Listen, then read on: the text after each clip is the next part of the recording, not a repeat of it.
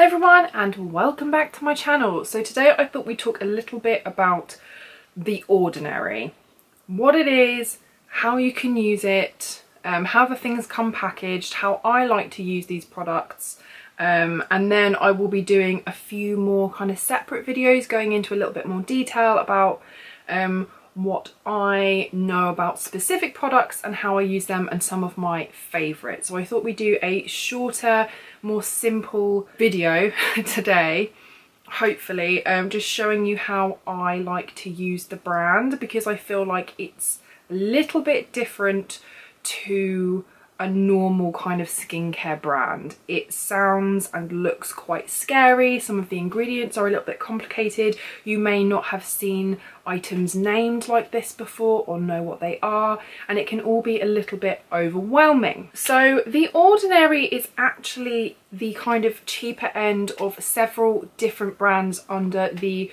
parent company Deciem, all of whom were started by a guy called Brandon Truax, unfortunately, who passed away, I believe it's very recently. I can't remember whether it was the end of last year. I think it was the end of last year.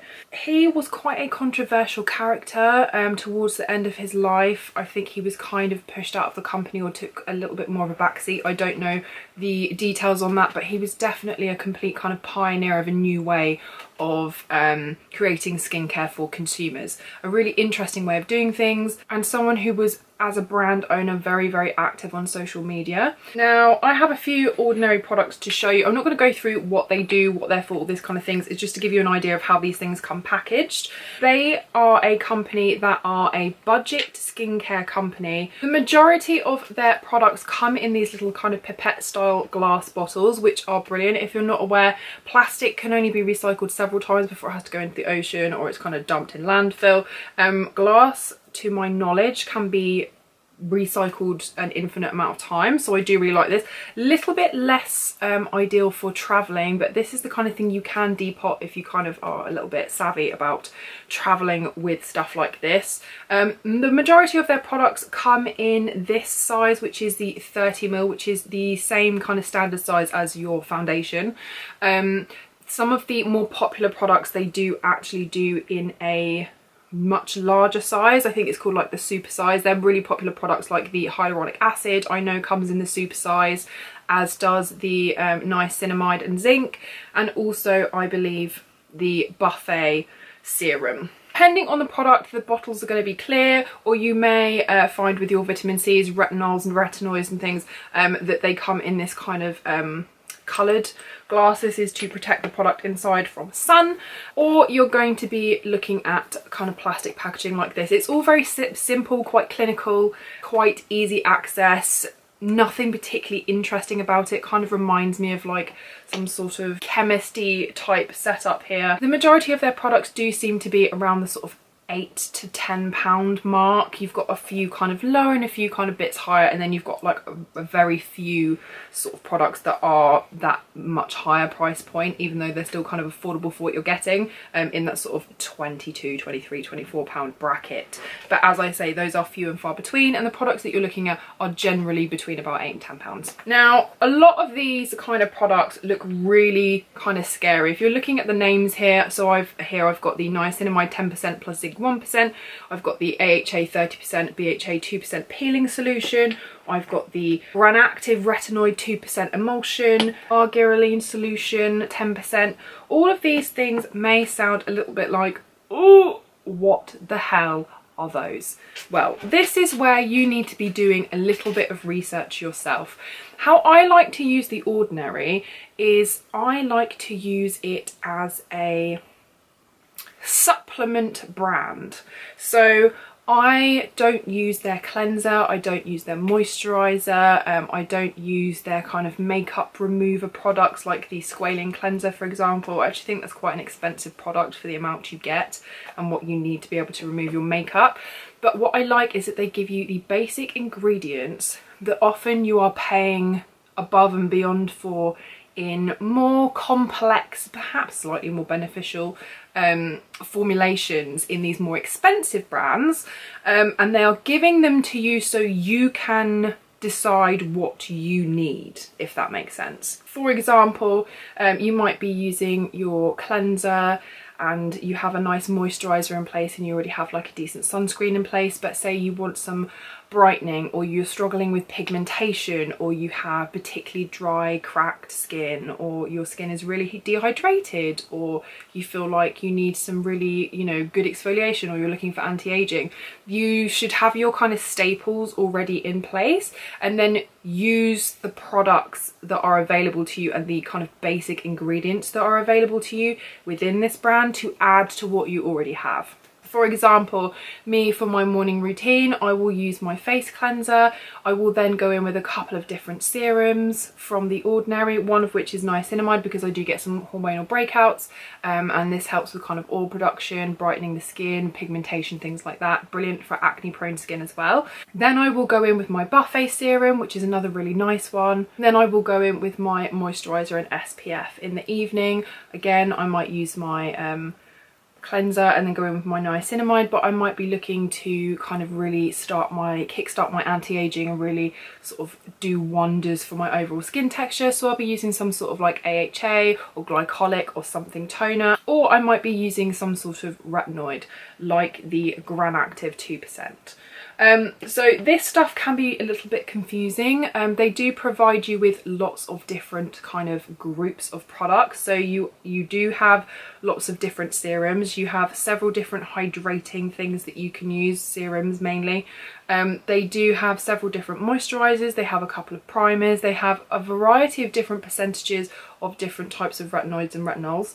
And they also have several different kinds of vitamin C products, as well as a few masks and treatments for acne prone skin. So on the website, they do actually have a really kind of brilliant product recommendation type list. I would have a little look around YouTube and just see, you know, first of all, establish what kind of skin you have, and then what kind of skin problems you have. The skin type and the skin problems can often be separate. If I ask someone what kind of skin type they have, someone might say, oh, I have acne prone skin. That's not a skin type. That to me is a skin problem. So you might say, oh, I have oily skin, I have dry skin, I have normal skin, or I have super dry skin or super oily skin. And you might also have combination skin, which would be like a little bit kind of oilier in the T-zone, a little bit drier on the cheeks. And the problems you might be dealing with could be acne prone or blemishes, fine lines and wrinkles, hyperpigmentation from sun damage or leftover acne scarring, general skin texture or large pores, things like that. So you want to kind of figure out your baseline of what kind of skin type you have, and then you want to kind of figure out what problems you have to deal with on a regular basis. So for me, my skin type is fairly normal. I do get a teeny bit oily in my T-zone and I get a little bit drier on my cheeks, but overall my skin is fairly balanced where that is concerned. But what I do deal with on a regular basis are hormonal breakouts. So although my skin is pretty clear, every month when I'm due on, or especially if I'm wearing a lot of makeup and stuff for work and I'm flying a lot, I do struggle with breakouts, and I normally get them in this kind of area or a little bit along the jawline or cheek area. Now this is nothing hideous, it's nothing that bothers me a huge amount, but it is nice to know that I can go in with a really good kind of skin regimen and then also add treatment products on top of that, just as an added bonus. I will leave some links and stuff down below for you. There are some really good videos that I have watched on The Ordinary. I've been really getting into skincare ingredients and moving away from things that contain fragrance, really looking at things that are going to be really good for my skin that are above the 1% line. That'll be a whole other video if you don't know what that's about. And really kind of delving into really good ingredients based treatment-based skincare that is going to be really working for me, rather than just thinking, oh, that smells nice or it feels nice or whatever. I'm really kind of looking into, scientifically speaking, what these ingredients are going to do for my skin, whether they work for me, and are they really beneficial.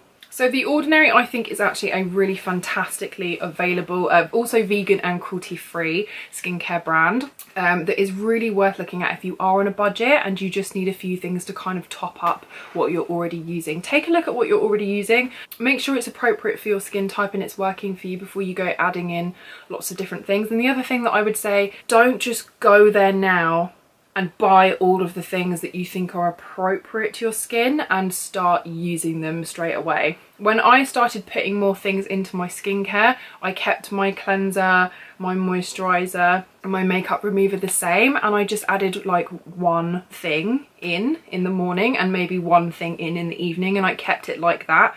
And then I might try like a treatment a few weeks in or something like that. You don't want to be like putting 4 or 5 things on in the morning and then putting 4 or 5 things that are new to you on in the evening, because then if you have a reaction to something or your skin reacts in a way that is negative, you're not going to be able to tell which product it is or what is not agreeing with your skin. And also using lots of new products, especially if they're things that are going to exfoliate or do anything like that, you can really cause damage to your skin by overdoing things like that. So just be a little bit wary about introducing things very slowly. I would say introduce 1 to 2 products only over a couple of weeks, and just continue to use those to see how you get on before you add in anything else. Slowly does it. You don't want to be overloading your skin with lots of new things, because your skin might have a little freak out, and then, as I said before, you won't know what you're dealing with. So I hope that this has been a slightly helpful video for you, just to kind of explain how it works, what you can get, the groups of things that are appropriate, how I would approach it. As I said, I'll leave some links below so you can have a look at different videos that might be really helpful to you. Also, do go on their website. It can be a little overwhelming because you see all of these sort of, you know, hundreds of bottles of things, and they've all got like really long kind of chemical names and percentages and stuff. Take the time to go and have a look at their section that shows you how to use things and groups products into skin problems or skin types that you might be having, and that's a really good place to start. I would maybe focus on the thing that bothers you most about your skin, and then you can sort out the things that might be nice. So for me, what bothers me most is the fact that sometimes I have to deal with breakouts, and what bothers me the least is I think maybe I could have a more plump or glowy complexion. So I'm going to focus on making sure I've got my kind of spot treatment or actives that are really good for that in my routine, and then I will focus later on just kind of overall lovely skinness with something like, you know, a nice all-round serum or something. So that's how I would approach it. I hope this has been really helpful for you. Keep a lookout for kind of more detailed videos on what I wouldn't mix, certain products for skin types, what I've been using lately, what I would recommend, what I wouldn't recommend, and all of that good stuff that will be split into several different videos in the upcoming weeks. Apologies for my lack of uploading. I don't know whether my Valentine's Day look or whatever is going to go up first or second, or what's going to happen, but it has been really tough kind of just organising my time because I've hardly been home because I've been working so much. So if I'm on a plane, on a train, in a taxi, in a hotel, then you can always catch me on Instagram. I'm doing a lot of #model diaries on there, so if you're interested in what I have been getting up to and who I've been working for and stuff, then do go have a look at that. I will leave all my links and stuff below. If you've enjoyed this video, please do hit that thumbs up and become a subscriber. Join the Janes family for semi-regular uploads now that I've got work coming out of my ears, which is fantastic. I'm forever grateful, but I do feel like I'm maybe not ever going to sleep again. I hope you're having a wonderful day wherever you are. I hope this has been really helpful for you. As I said, lots of interesting links down below for you to have a look at. Let me know how you get on, or if you have a favourite product from The Ordinary, please do leave it in a comment down below, and I will see you very soon. Okay, bye!